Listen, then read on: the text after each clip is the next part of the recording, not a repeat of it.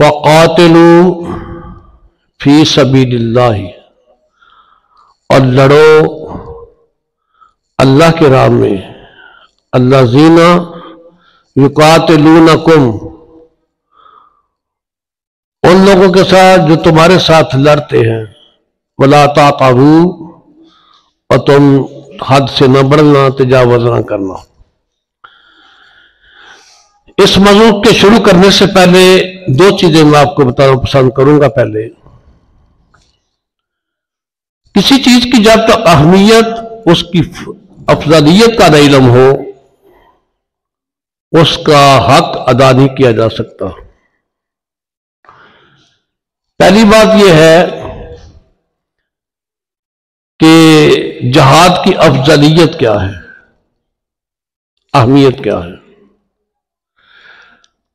نبی پاک صلی اللہ علیہ وسلم نے ارشاد فرمایا، صحابہ نے عرض کیا کہ یا رسول اللہ، سب سے بہتر عمل کیا ہے؟ ایک حدیث پاک میں ہے، آقا کی ارشاد فرمایا، سب سے بہتر یہ عمل یہ ہے کہ خدا اور اس کے رسول پر ایمان لانا بہتر عمل ہے، بہتر کام ہے، سب سے پہلا کام بہتر یہی ہے۔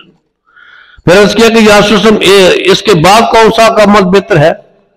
آقا کی ارشاد نے فرمایا، اللہ کی راہ میں جہاد کرنا، کوشش کرنا۔ ایک تو حدیث پاک یہ ہے۔ دوسری حدیث پاک یہ ہے کہ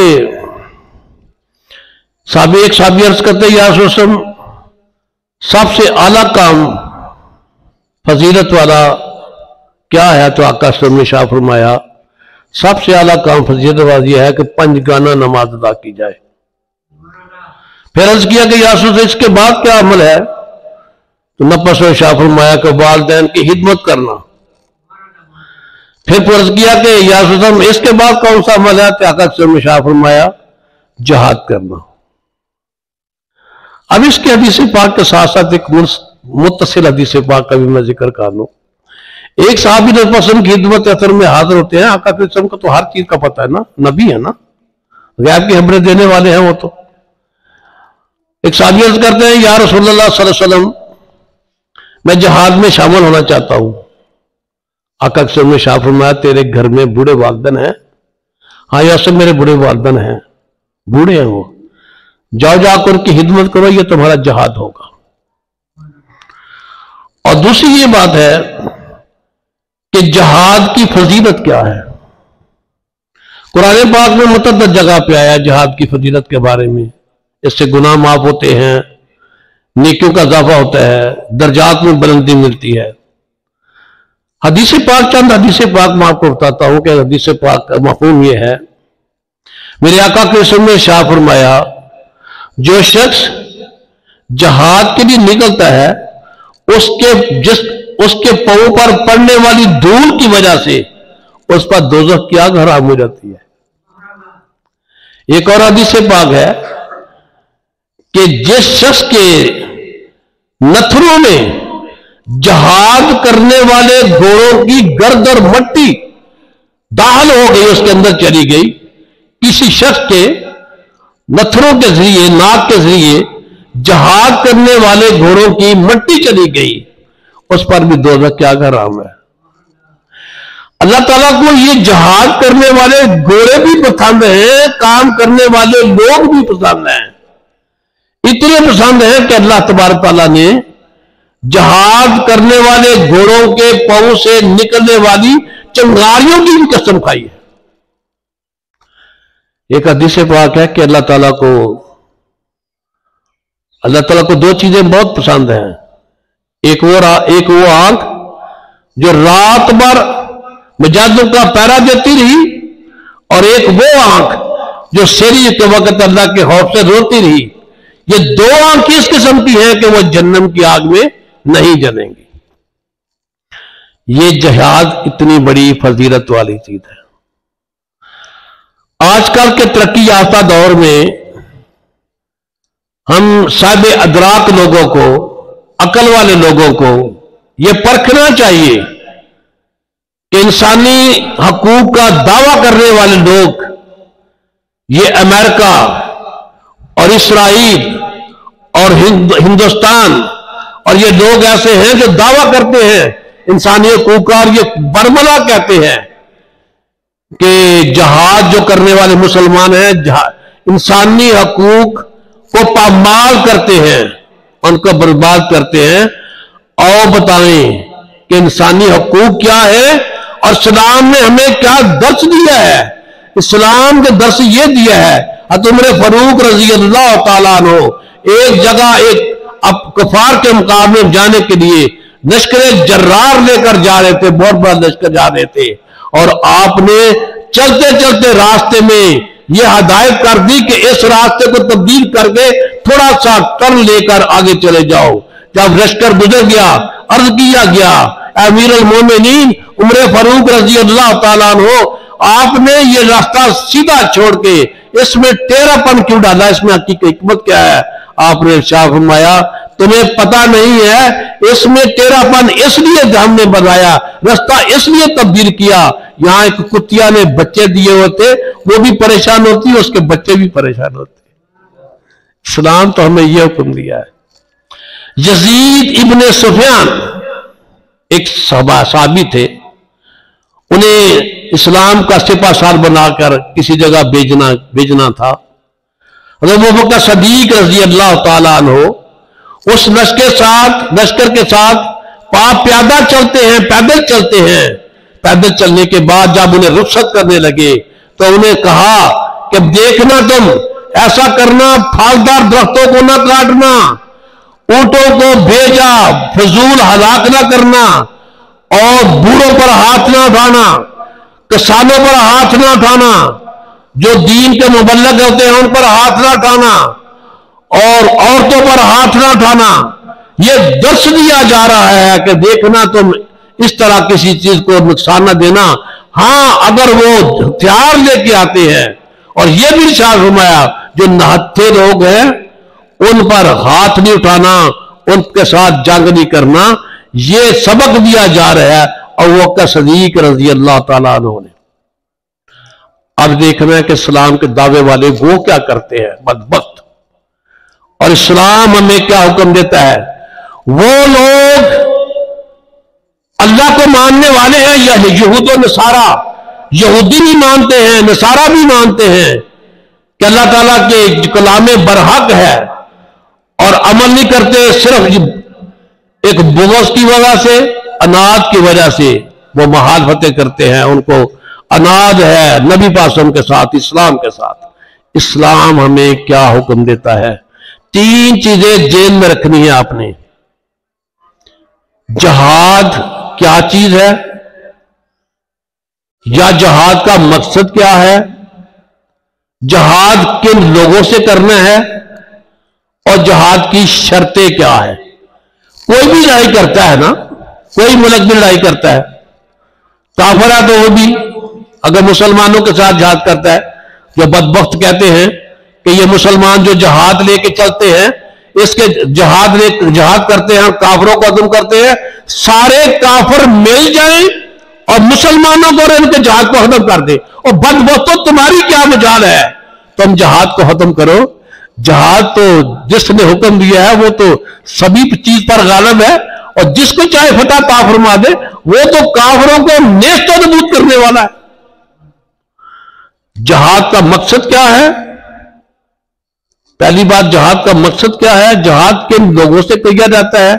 لڑائی کا مقصد کیا ہے؟ لڑائی کن لوگوں سے کی جاتی ہے؟ اور لڑائی کی شرطیں کیا ہیں؟ اب ہمیں ہمارا قرآن کیا سکھاتا ہے؟ وَقَاتِلُوا، اور جہاد کرو، فی سبیل اللہ، اللہ کے راہ میں۔ اب صرف یہ سمجھ لینا کہ اللہ کے راہ میں جہاد کرو، اس میں کیا ہے؟ یہ نہیں، سمندر ہے اس میں۔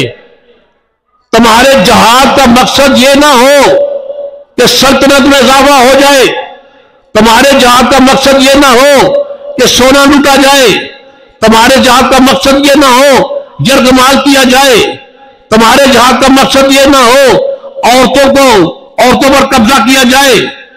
جہاد کا مقصد یہ نہیں ہے۔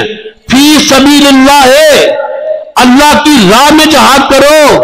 کون؟ اللہ، جس نے تمہیں پیدا کیا، اسے پیدا کیا، کافر کو پیدا کیا، मुसलमान को पैदा किया और सबको रोजी देता है, सबको सुकून देता है, छत देता है और तमाम खुशियां देता है। उस रब के लिए जहाद करो।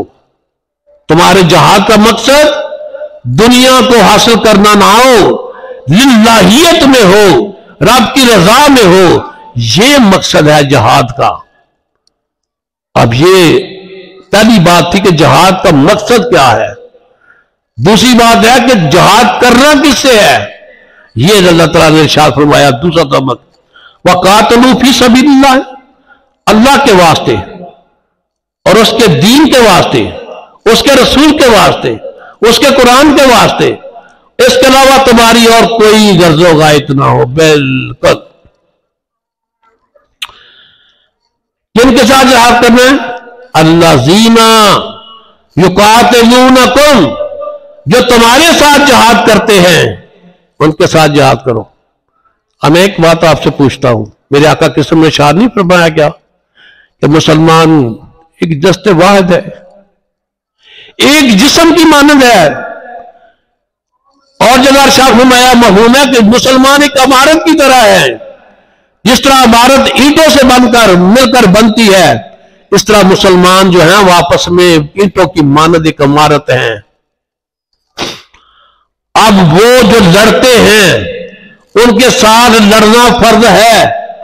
और दुनिया का फतवा, दुनिया के उलमा का, मुसलमान उलमाओं का फतवा भी है कि जो जहाद तुमसे करते हैं, मुसलमानों से जश्न वाहद से जहाद करते हैं, उनके साथ तुम लड़ो। युकातिलूनकुम, तुम भी उनके साथ जहाद करो। जहाद का मकसद क्या था? अल्लाह की राह में। और जहाद किनसे लड़ना है? जो तुम्हारे साथ लड़ते हैं उन लोगों के साथ जहाद करो।